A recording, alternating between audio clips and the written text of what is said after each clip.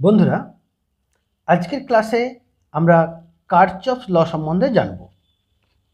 তো এই কারচফস ল মূলত কোনো জটিল ইলেকট্রিক্যাল সার্কিটের সমাধানের জন্য আমরা ব্যবহার করে থাকি। তো এই কারচফসের দুটি সূত্র আছে। তো প্রথম সূত্রটাকে আমরা নাম দিই কারচফ ফার্স্ট ল বা কারেন্ট ল, বা আরও অনেক সময় এটাকে বলা হয় কারচফস পয়েন্ট ল নামেও। তো প্রথমে জেনে নিই এই সূত্রটা কি। এই সূত্রতে বলা হচ্ছে যে কোনো একটি নেটওয়ার্কের কোনো একটি নোডে মোট কারেন্টের বীজগাণিতিক যোগফল 0। এবার এই সূত্রটা একটু ছোট ছোট করে ব্যাখ্যা করে। প্রথমত কোনো একটি নেটওয়ার্কের, এই নেটওয়ার্ক কথার অর্থ হলো, নেটওয়ার্ক কথাটির অর্থ হলো একটি জটিল সার্কিট যা কিনা জালের মতো বিস্তৃত হয়, তারই যে কোনো একটি নোড। এই নোড কথাটির অর্থ হলো যে কোনো একটি জাংশন পয়েন্ট। নোড কথাটির অর্থ হলো জাংশন পয়েন্ট। সেই জাংশন পয়েন্টে তো অনেকগুলো, একটা নেটওয়ার্ক মানে একটা অনেক ওখানে রেজিস্টর কানেক্ট হয়েছে, অনেক ধরনের কম্পোনেন্ট কানেক্ট হয়েছে, বিভিন্ন জায়গা থেকে জাংশন তৈরি হয়েছে। তো যে জাংশনগুলো তৈরি হয়েছে তাদের একাধিক নোড বা একাধিক জাংশন পয়েন্ট রয়েছে। তো সেই রকম একটা সার্কিটের আমি একটা উদাহরণ দিচ্ছি। এটা একটা সার্কিটের একটা অংশ। তো সেই সার্কিটের কোনো একটা পার্টিকুলার নোড মানে যেখানে জাংশন পয়েন্ট রয়েছে সেটাকেই বলছি আমরা নোড। এই নোড পয়েন্টে মোট কারেন্টের যোগফল, বীজগাণিতিক যোগফল 0। এখন এটাকে আরেকটু আমি ব্যাখ্যা করি। ধরে নিচ্ছি এটা সেই রকম একটা নোড পয়েন্ট। তো এই নোড পয়েন্টের একাধিক current, as example I1 current এখানে প্রবেশ করেছে, I2 কারেন্টও প্রবেশ করেছে, I3 কারেন্ট বেরিয়ে যাচ্ছে, I4 কারেন্ট এখান থেকে বেরিয়ে যাচ্ছে, I5 কারেন্ট এখান থেকে বেরিয়ে যাচ্ছে, আর I6 কারেন্ট এখানে এসে প্রবেশ করেছে, এবং I7 কারেন্ট এখানে এসে এখান থেকে বেরিয়ে যাচ্ছে। তাহলে এই কারেন্টগুলোর যোগফল হবে 0। এটাই বলেছে কারচফস ফার্স্ট ল বা কারেন্ট ল বা পয়েন্ট ল। এখন আমরা যদি এগুলোকে নর্মাল যে ভ্যালু আছে সেইভাবে যদি আমরা এটাকে যোগ করে দিই তাহলে কিন্তু ব্যাপারটা পরিষ্কার হলো না, কারণ সূত্রে পরিষ্কার বলা আছে যে বীজগাণিতিক যোগফল, অর্থাৎ কোথায় এদের ডাইরেকশানগুলো একটা ফ্যাক্টর। তো যেগুলো ইনপুট হয়েছে, কোনো নোডে ইনপুট হয়েছে, সেগুলোকে যদি আমরা পজিটিভ বলে ধরে নিই, এবং যেগুলো এখান থেকে বেরিয়ে গেছে সেগুলোকে যদি আমরা আউটপুট কারেন্ট বলে ভাবি, তাহলে আউটপুট কারেন্টগুলোকে মাইনাস বলে যদি আমরা চিহ্নিত করি তাহলে এবার কিন্তু পরিষ্কার হবে। তাহলে আমরা দেখতে পাচ্ছি এই I1 কারেন্টটা যেহেতু ইনপুট হয়েছে তাহলে এটা পজিটিভ কারেন্ট, I2 কারেন্টটাও ইনপুট হয়েছে এখানে, তাহলে এটা হচ্ছে পজিটিভ কারেন্ট, I3 কারেন্ট এখান থেকে বেরিয়ে গেছে তাহলে এটা হচ্ছে নেগেটিভ সাইন, I4 কারেন্ট এখান থেকে বেরিয়ে গেছে তাহলে এটাও আগে আমি নেগেটিভ বসিয়ে দিচ্ছি, I5 এখান থেকে বেরিয়ে গেছে তাহলে এরও আগে আমি নেগেটিভ বসিয়ে দিচ্ছি, কারণ আউটপুট যেগুলো হচ্ছে সেগুলো আমরা নেগেটিভ বলে ধরে নিচ্ছি। I6 এটা ইনপুট হয়েছে তাহলে এটাকে আমরা পজিটিভ বলে ধরছি, I7 এখান থেকে বেরিয়ে যাচ্ছে তাহলে এটাকে আমরা নেগেটিভ বলে ধরছি। তাহলে এইভাবে আমরা কিন্তু প্রথমে আমরা কারচফস লকে বোঝার জন্য আমরা ডাইরেকশন ব্যাপারটা কিন্তু আগে ক্লিয়ার হয়ে নেব। এবার আমাদের সূত্রে বলা হয়েছে যে কোনো একটা নেটওয়ার্কের কোনো একটা নোডে, আমি ধরে নিচ্ছি এই সেই নোড, এই নোড থেকে নোডের মোট কারেন্টের যতগুলো কারেন্ট রয়েছে তাদের বীজগাণিতিক যোগফল হবে 0। অর্থাৎ I1 কারেন্ট যেটা পজিটিভ ছিল, I2 কারেন্ট, I3 কারেন্টটা নেগেটিভ ছিল তাই জন্য -I3 লিখছি, I4 কারেন্ট যেটাও নেগেটিভ ছিল অর্থাৎ I4, I5 কারেন্ট এটাকেও নেগেটিভ লিখছি, I6টা পজিটিভ ছিল তাই I6 লিখছি, I7টা নেগেটিভ ছিল মাইনাস I7, এগুলো টোটাল যোগফল কত হবে? 0 হবে। এটাই কারচফস ফার্স্ট লতে বলা হয়েছে। এখন এই কারচফস ফার্স্ট লতে এটা বলা হচ্ছে, এটাকে আমরা একটু অন্যভাবেও লিখতে পারি, লিখতে পারি আমরা এই নেগেটিভ পার্টগুলোকে আমরা সমান চিহ্নের এদিকে নিয়ে চলে আসতে পারি, অর্থাৎ I1 প্লাস I2, আর এই I6টা এখানে নিয়ে নিচ্ছি যেহেতু এটা পজিটিভ আছে, এই তিনটে কারেন্ট পজিটিভ ছিল, ইকুয়ালস টু এগুলোকে এদিকে নিয়ে চলে এলে মাইনাসটা হয়ে যাবে পজিটিভ, কারণ সমাধানে সমান চিহ্নের কোনো সমীকরণের বাঁ দিক থেকে ডান দিকে বা ডান দিক থেকে বাঁ দিকে নিয়ে গেলে চিহ্নের পরিবর্তন হয়। তাহলে I3 যুক্ত I4 যুক্ত I5 যুক্ত I7। আমরা এইখান থেকেও কিন্তু সূত্রটা আবার অন্যরকমভাবেও বলতে পারি যে কোনো একটি নেটওয়ার্কের কোনো একটি নোডে আগত কারেন্টগুলির বীজগাণিতিক যোগফল এবং নির্গত কারেন্টগুলির বীজগাণিতিক যোগফল সমান হবে। অর্থাৎ সোজা কথা, একটা নোডে যে পরিমাণ কারেন্ট আসবে সেই পরিমাণ কারেন্টটি কিন্তু বেরিয়ে যাবে, কোনো কারেন্ট নোডে এসে নষ্ট হয়ে যাবে না বা এখান থেকে উৎপত্তিও হবে না। তো এটা ছিল আমাদের ফার্স্ট ল। এখান থেকে আমরা ছোট ছোট কিছু সমাধান সূত্রে আসতে পারি।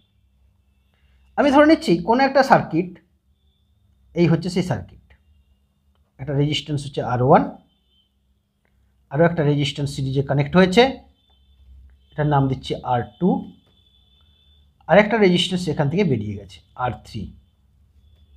তো এখন যদি এদিক দিয়ে 5 অ্যাম্পিয়ার কারেন্ট ফ্লো হয় আর এই দিক দিয়ে সেই কারেন্টটা এদিকে যদি 7 অ্যাম্পিয়ার কারেন্ট হয়, তাহলে অবশ্যই এইটার কারেন্ট কী হবে, অর্থাৎ R3 কারেন্ট কী হবে আমরা এটার সাহায্যে একটু ক্যালকুলেট করে দেখি। আমি ধরে নিচ্ছি R3 কারেন্ট হচ্ছে I, কত হবে আমি জানি না, এবং একটা পার্টিকুলার ডাইরেকশান আমি দিয়েছি, যেহেতু জানি না তাই জন্য নিচের দিকেই আমি ডাইরেকশান দিয়েছি। তাহলে এই কারেন্টটা কত হবে আমি ক্যালকুলেট করছি। প্রথমে আমরা দেখে নিই এই নোডটা হচ্ছে এটা, তো এখানে ইনপুট কারেন্ট হয়েছে এই 5, তাহলে এর সাইন হবে প্লাস, এখান থেকে বেরিয়ে যাচ্ছে 7, তার মানে এর সাইন হবে মাইনাস, আর এটাও যেহেতু এখান থেকে বেরিয়ে যাচ্ছে এরও সাইন হবে মাইনাস। তাহলে আমি লিখছি 5 প্লাস, সরি 5, বাকি দুটো তো মাইনাস আছে, তাহলে 5টা প্লাস আছে, তাহলে 7টা হবে -7 আর আইটাও হবে -1 মাইনাস I ইকুয়ালস টু 0। এটা কোথা থেকে পেলাম? এটা কারচফস ফার্স্ট ল থেকে পেলাম। তো এটাকে আমি একটুখানি সমাধান করে নিচ্ছি এটা, তো বা এটা হবে, আমি যদি এই মাইনাসগুলোকে সমান চিহ্নের ডান দিকে নিয়ে চলে যাই তাহলে দাঁড়াচ্ছে কত না 5 ইকুয়ালস টু 7 প্লাস y বা 7 প্লাস I, বা এটাকে আমরা ঘুরিয়ে লিখছি 7 প্লাস I ইকুয়ালস টু 5 और I সমান 5 মাইনাস 7 ইকুয়ালস টু -2। এখন আমি সার্কিটটাতে পুরনো জায়গাটা ফিরে যাব, আমার অ্যান্সার হয়েছে -2। এই -2 এর অর্থটা কি? মাইনাস কি আবার কারেন্ট হতে পারে নাকি? হ্যাঁ, হতে পারে।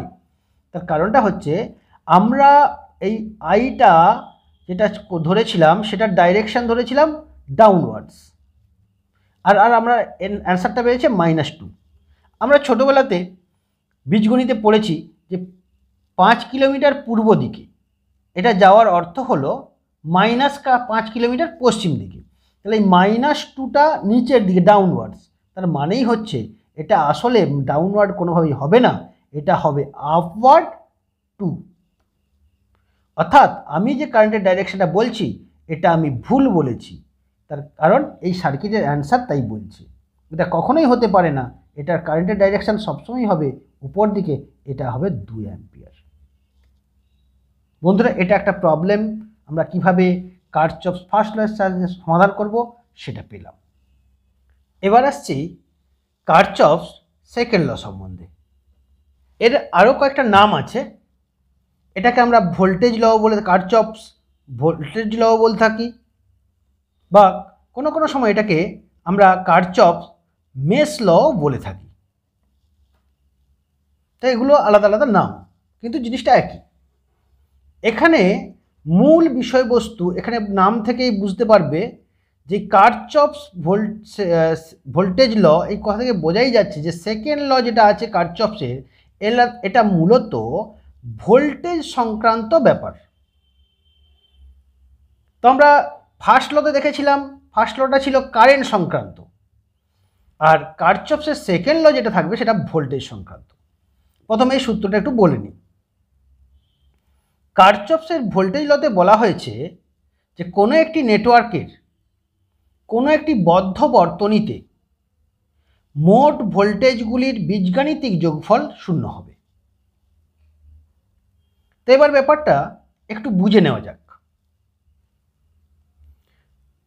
কোনো একটি নেটওয়ার্কের কোনো একটি বদ্ধ বর্তনী, নেটওয়ার্ক মানে তো আমরা আগেই বুঝেছি এটা একটা জটিল সার্কিট, তো তার মধ্যে কোনো একটা অংশ, ধরে নিচ্ছি কোনো একটা বড় জটিল সার্কিটের মধ্যের একটা অংশ হচ্ছে এটা, এখান থেকেও সার্কিট থাকতে পারে।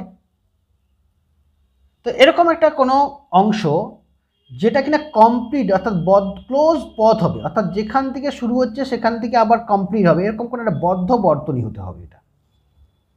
সেখানেই আমরা কারচফ সেকেন্ড লটাকে প্রয়োগ করতে পারি এবং তার সমাধান করতে পারি।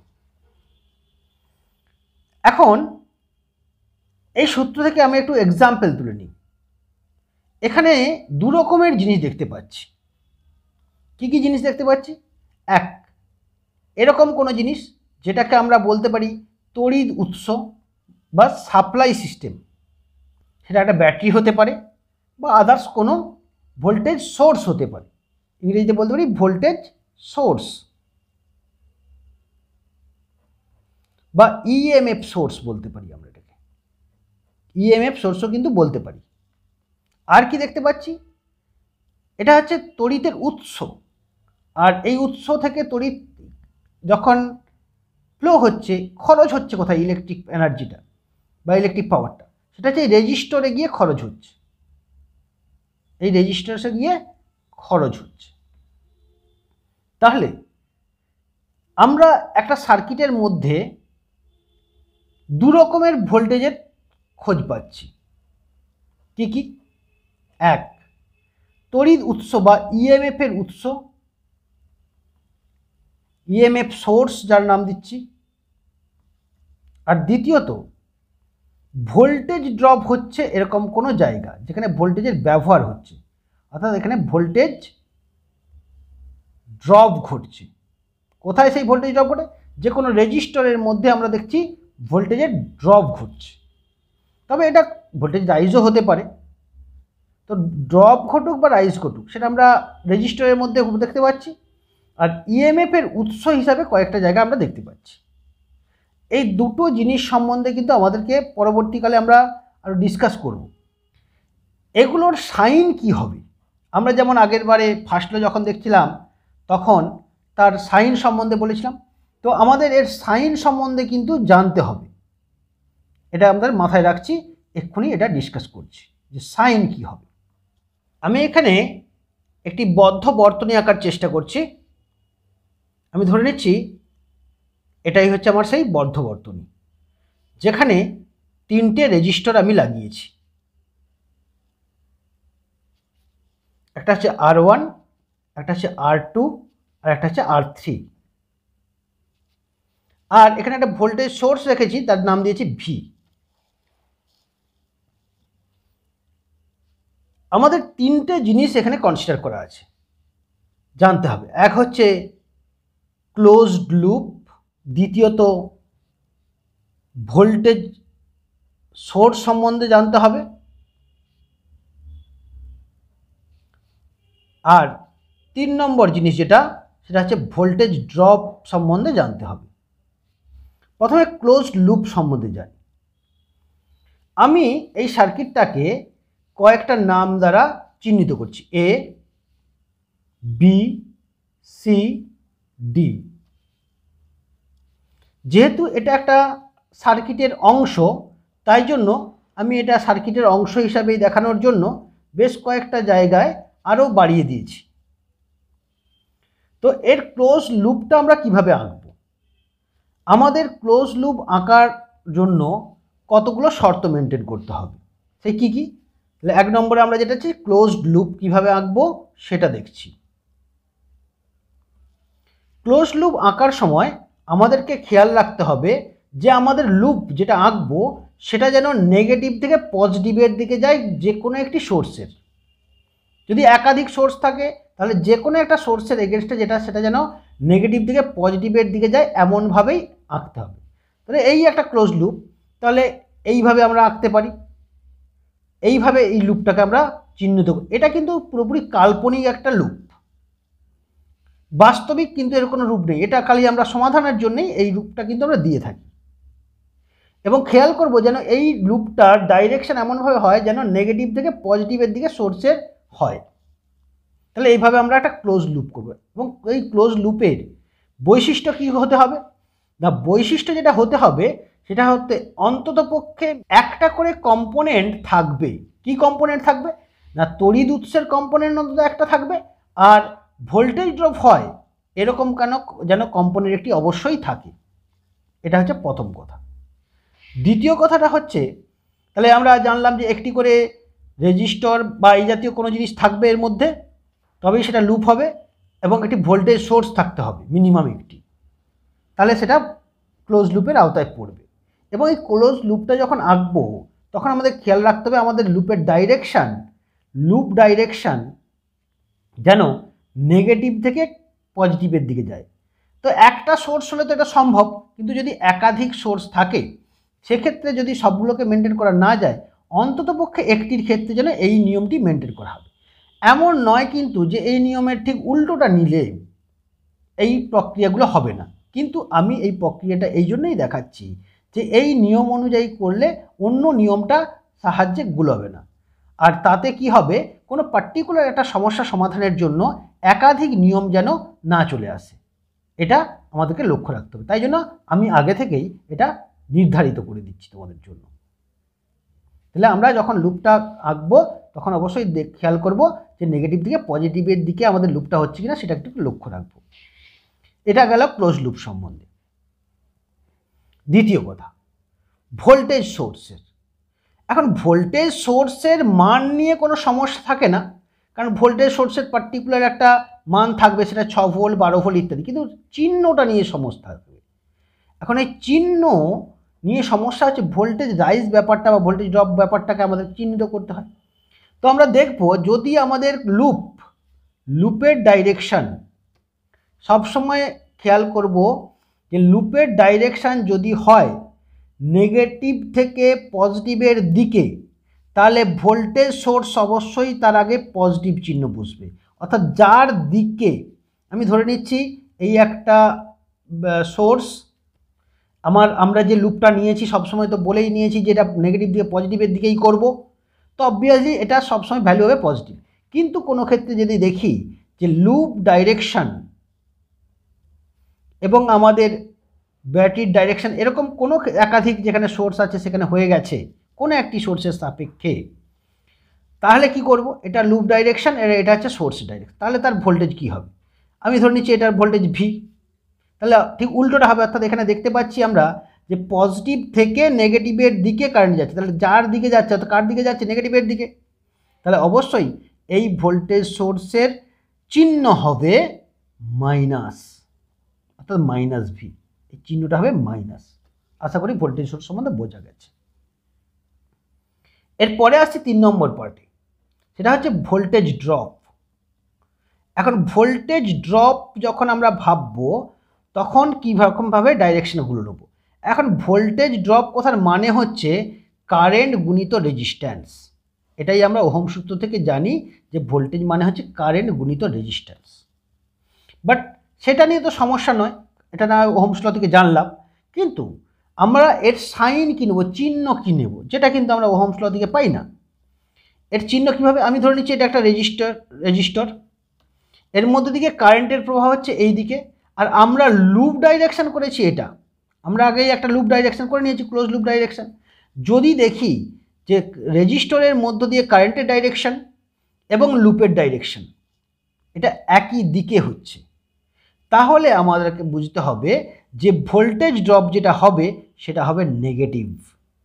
যদি একই ডাইরেকশন হয়, সেম ডাইরেকশন যদি হয়ে যায়, তাহলে হবে নেগেটিভ তার চিহ্ন। তাহলে উল্টোটা তাহলে পজিটিভ হবে। অর্থাৎ যদি রেজিস্ট্যান্সের মধ্যে যেদিকে কারেন্ট যাচ্ছে আর লুপ ডাইরেকশন যদি তার উল্টো দিকে হয়, তাহলে সেটা হবে নেগেটিভ, এই পজিটিভ হবে, যেহেতু বিপরীত হচ্ছে। তাহলে এই তিনটে কথা জানলেই কিন্তু ব্যাপারটা সমস্যার সমাধান হয়ে যাবে। এবার আমরা এই সার্কিটটা সমাধান করার চেষ্টা করি। এবার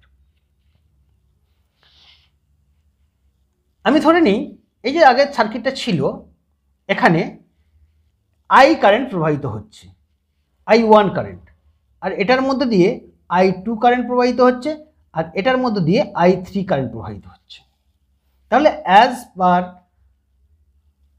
ওহমস ল আমরা তো এটা বলতেই পারি যে এই যে রেজিস্টরের মধ্যে ভোল্টেজ ড্রপ হচ্ছে I1 ইন্টু R1, এর মধ্যে কত হচ্ছে I1 ইন্টু R1। এর চিহ্ন কি হবে? আমাদের লুপ ডাইরেকশন কিভাবে দেওয়া আছে, এইভাবে নিয়েছিলাম আমরা, অর্থাৎ এই দিকে। আর কারেন্টের ডাইরেকশন সেম, তাহলে এইটার চিহ্ন হবে মাইনাস। দ্বিতীয়টা I2 আর R2, এটার ডাইরেকশনও যেদিকে, এর কারেন্টের ডাইরেকশনও সেই দিকে, তাহলে এটা হবে মাইনাস I2 R2। একই রকমভাবে আমরা দেখতে পাচ্ছি এইটার কারেন্টের ডাইরেকশনও কিন্তু সেম দিকে, তো তাহলে এটার ডাইরেকশন আমরা একই বলে মাইনাস I3 ইন্টু R3 দিতে পারি। এবার যদি কোনো রেজিস্টার পাই যার মধ্যে দিয়ে কারেন্ট উল্টো দিকে যাচ্ছে এবং তার লুপের সাপেক্ষে, তাহলে সেটাকে আমরা পজিটিভ ধরে নেব। আর ভি এর ক্ষেত্রে কি হবে, নেগেটিভ দিকে পজিটিভের দিকেই ধরেছি আমরা, তাহলে এর হবে চিহ্ন হবে প্লাস। এবার আমরা দেখি যে কার্চফ সেকেন্ড ল অনুযায়ী এই সমীকরণটা কি দাঁড়ায়। তাহলে এই সমীকরণটা দাঁড়াবে minus I1 R1 minus I2 R2 minus I3 R3 plus V equals to 0। আমরা ভি এর বদলে এটাকে ইও ধরতে পারি। তাহলে এই ভোল্টেজ ড্রপগুলো সব, এই যে যত রকমের ভোল্টেজ ছিল, 4 রকমের ভোল্টেজ ছিল, 3টে ছিল ভোল্টেজ ড্রপ আর একটা ছিল উৎস অর্থাৎ ইএমএফ। তাহলে এগুলোর যোগফল হচ্ছে 0। বা এটাকে অন্যভাবে লেখা যায় যে ভি সমান, এগুলোকে আমরা মাইনাসগুলোকে ডান দিকে চলে যাচ্ছি, I1 R1 plus I2 R2 plus I3 R3। তাহলে আমরা কার্চফ সেকেন্ড লকে একটু অন্যভাবেও বলতে পারি। কিভাবে না, কোনো নেটওয়ার্কের কোনো একটি বদ্ধ সার্কিটে তড়িৎ উৎসর বীজগাণিতিক যোগফল, যদি একাধিক থাকে তাহলে বীজগাণিতিক যোগফল করতে হবে, একটা থাকলে তো করতে লাগবে না। বীজগাণিতিক যোগফল ওই সার্কিটের রেজিস্টরগুলির মধ্যে ভোল্টেজ ড্রপের বীজগাণিতিক যোগফলের সঙ্গে সমান হবে। এইভাবে কিন্তু আমরা এটাকে ব্যাখ্যা করতে পারি। বন্ধুরা, এই ছিল আজকের পর্ব। আশা করি সবাই বুঝতে পেরেছো। যদি কেউ কোনো বুঝতে না পারো বা কোনো যে অংশে তোমাদের সমস্যা হচ্ছে, অবশ্যই সেটা কমেন্ট করে জানাবে। আজকের পর্বটি এখানেই রাখছি। সবাইকে ধন্যবাদ। পরবর্তী এপিসোড পর্যন্ত সবাই ভালো থাকবেন, সুস্থ থাকবেন। Thank you.